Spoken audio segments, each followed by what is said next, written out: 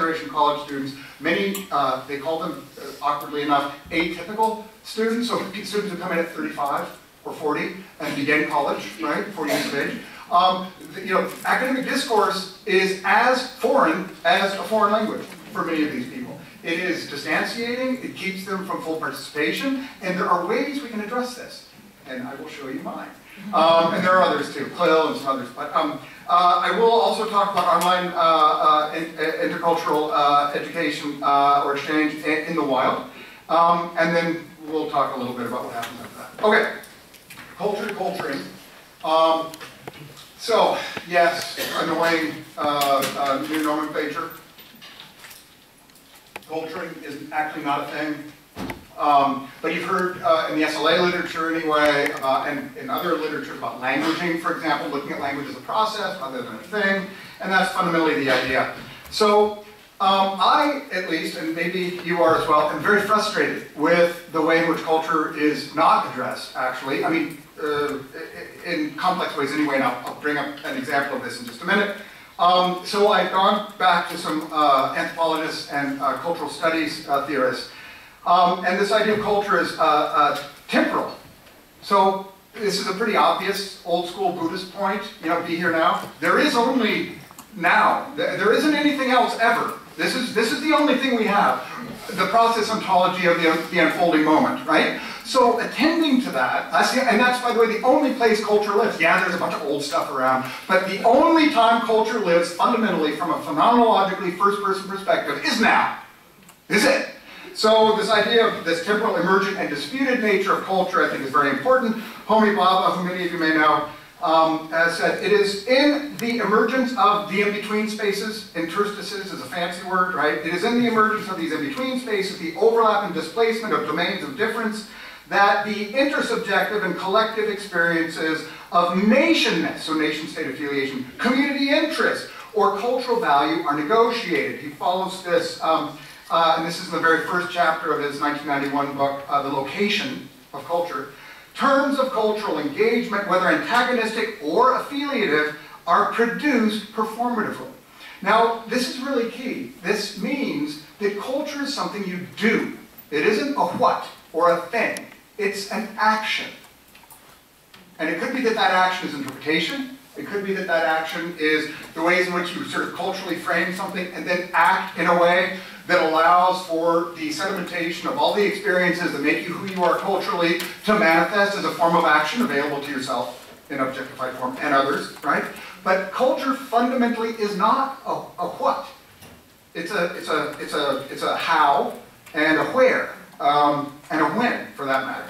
Run your own light, this attuning to the attunement of the other. If there's one thing I would want to tell people in an online intercultural exchange about trying to figure out how to get on, it's attune yourself to the ways in which other people are attuning to you, right? And to kind of get that reflexivity going. So this is not going to be a super big head theory session today, by the way, but we are starting with this piece now. So the reason that I wanted to start with this piece, and I took out some examples, I was going to make this a bigger part of the talk, but I was in Miriam Hawk's excellent talk, by the way, on Wednesday. Thank you, Miriam. And she mentioned pejoratively, negatively, with great negative appraisal, this beyond the 3Fs, food, fashion, and folklore. Culture, check. And of course it's not that easy, right? I mean, unfortunately, I would love it if that were the case. So instead, we need to, and you know, my dear people to me in the field still use C1, C2. Culture 1, Culture 2. What does that mean? What is the indexical referent of C2? Right? And if you're talking about nation states, Germany or Japan or whatever, choose the most homogeneous tiny nation state you want. And you are going to find massive heterogeneity across gender lines, across social class lines, across generational lines, right? In this sense, all communication is intercultural communication. There is never a non-intercultural communication moment, ever, right? So this idea of culture is not so much a what, but a dynamic of when, where, and how, right? And we need to attend in online intercultural exchanges or virtual exchanges that are not focused on language, both are relevant here. The phenomenological primacy needs to be to what is interactionally relevant to people in the discussion. whether it's an asynchronous form or synchronous form or a high social presence video conference or whatever. You know, positing C2, right, and saying here's what might happen, and I'll talk about that. There is a kind of workaround here. But it may or may not be, from the CA perspective, conversation analysis, that's my methodology. Look, it's equivocal. If you're looking for gender relations and you go in to a data session, you can probably find them. That doesn't mean that that's necessarily the frame relevant, interactionally relevant to the people engaged in this discussion. We need to get more nuanced in our discussion of culture. And we need to think of culture as action, and we need to think about culture as always happening in time, right? So this process interaction piece, just some examples. There's a huge, long history, speech act theory and pragmatics of this idea of language use as social action. This shouldn't be new to any of you. So anytime you open your mouth or engage in nonverbal communication, you know, a quizzical raise of the eyebrow, what have you, you're doing or performing a kind of cultured behavior, right? Similarly, from the EMCA at the methodological conversation perspective, analysis perspective, you have term economies and sequence organization, action formations like openings and closings of discourse, right? We have recipient design, which articulates beautifully with Ragnar Rometveit's notion of attunement to the attunement of the other, meaning every time you say something, your first day in a language class when you don't know anything, or when you're a full, fluent speaker of a language, or developing a new register or genre in your first language, right? You are engaging in recipient design. You are producing an utterance that you hope has a desired effect with an interlocutor or a group, in written or in spoken or another way, right? You always are engaging in recipient design. That, my friends, that recipient design that you think is going to work, that fundamentally is the heuristic informed by your prior life experience. That is culture. That is exactly what culture is, and maybe only what culture is, right? So frames and ritual forms of engagement from Goffman, discursive interaction itself brings sociocultural meanings and values into the here and now. So there can be remembered experiences, other kinds of cultural tropes, and what we need to look for is how and when they are made relevant, right? And Michael Silverstein from the University of Chicago does some brilliant work in this area. All right, so this idea then of culture not as a what, or as something in the past, right? Rather, fundamentally, we have this culture as anticipatory heuristic supporting semiotic and interactional agility, right? Now, it's a mouthful. And I'm going to be brief here. We're actually concluding this section. But the idea is, look, we have all these practices, right? We have an attempt, anyway, to share indexical relations using semiosis, so language, and other kinds of visual fields, right? But we also have our embodied experience as beings in culturally organized contexts, like classrooms, or home spaces, or the gym, or wherever you like to go. So culture, in this sense, is fundamentally experience-informed heuristics through which we anticipate next action. That's what culture is, right? It helps you not screw up as much, right? Unless there's a mismatch or whatever. So in this sense then, the goal, if we're talking about cultural development and cultural openness and all these things that I've tried to run on studies when I was doing a lot of work on intercultural exchange, we want to build capacity for adaptive and anticipatory semiotic agility, looking forward. This is another reason why I don't like the term competence. Competence looks at development achieved. I'm much more interested in the ways in which experience helps me successfully anticipate and predict next action. And that is what culture is, in my view. So this idea of Durkheim's, right, 1895, it's like normativity, and notice the article, is not a social fact. Normativity is the social fact. Now you are all critical analysts. I would hope you'd be asking, wait a minute, you just said, there's polymorphous kinds of, heterogeneous cultural formations and nothing really exists except for the moment. So what normativity? Isn't that like something you can count on and bank on? Sort of.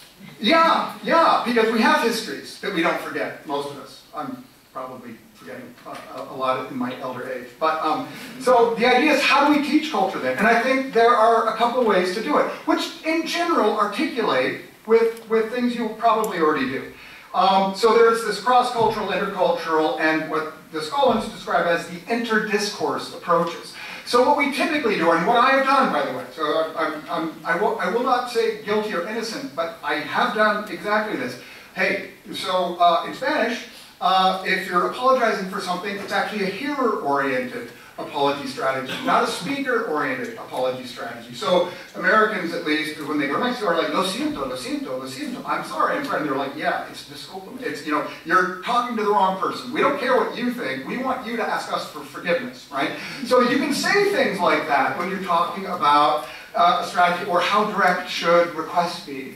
Or if you're declining an invitation, what's the appropriate tack to take? I think that there are things we can do cross-culturally. We can look at compare and contrast studies. They can help inform what actually happens in intercultural communication. And of course, that's what we're supposed to be focused on here, is intercultural communication, yeah? And what does that mean? That means that, yeah, it might be helpful to know what's happening contrastively, but that's never going to be your case. If you're a learner of a language, or if you're engaging in a virtual exchange across linguistic and cultural lines in some way, or using English as a lingua franca language for that exchange, you're going to be engaging interculturally. You're going to be engaging across the Gulf. So it doesn't really matter how much you know about how locals do it. People adapt. And there's even a whole variety of work in applied linguistics on foreigner talk. You know, you're with somebody who's not a particularly strong user of the language, and next thing you know, you're speaking like an idiot. Right? I mean, you're watering it down and you're, by the way, producing very awkward syntax. It's much more difficult for them in the end. But, I mean, you literally accommodate, and there's whole theories of second language acquisition around accommodation, right? So, you know, this intercultural dynamic is critically important. I think we, as a community, are really well positioned to help do a lot of this work. And this last, and I'll just read out, the interdiscourse approach is something that kind of gets at this temporal nature of cultures now, culture as a form of action. If it's made relevant, intra-interactionally, great. And that's what we should focus on. And they say, you know, basically, the interdiscourse approach is investigations of how and under what circumstances concepts such as culture are produced by participants as relevant categories for interpersonal ideological negotiation, right? The interpersonal piece is just getting on with folks. Ideological sounds fancier than it is. It just means what kinds of life histories and expectations of behavior are we imposing on our interlocutors, right? We don't mean to be, none of us want to be considered impositional, but of course we have frames and expectations and all the things that we were just talking about earlier. So I think this is a way to kind of do a better job, a more nuanced and powerful job of thinking about culture that takes time and immediacy and action as foregrounded, while still being able to utilize what, I guess in the worst case scenario, are sort of stereotypical understandings of how Spaniards act or the Japanese expect some lack of or more response latency or whatever you see in the literature. So interesting work. So this is culture to culture-ing, right, in the gerund form. All right. So fun stuff. So I have had lots of failures in online intercultural exchange, and some successes. And one of my biggest failures had to do with having synchronous video conference chats, 3 over the course of the term, and then trying to use a number of other asynchronous tools to span the Atlantic. And for some of you know SLS Kingier and Julie Bells and a number of other people were parts of these projects. And so I'm going to talk about that project, and just before that, I'll just do a brief overview of some of the framework. I'm just going to skip over this quickly because we're getting a little late. If you're interested in cultural historical activity theory, there are lots of texts in this area. And fundamentally, since we're going to talk about tool mediation and tool socialization, this is a Vygotsky triangle. It should be familiar to many of you. The core idea is that subjects don't act directly on the world. They act in ways that are mediated by various kinds of affordances. They could be conceptual or they could be material. So, for example, a mediational means could be numeracy or literacy, or it could be spoken language, or it could be an artifact like a hammer or a computer or what have you. And humans act almost always with mediation. Now, this idea of mediation means that when human activity is mediated, which is almost all the time, the nature of the mediational tool at hand transforms the morphology of action. You do things differently when you have different mediational means available to you, right?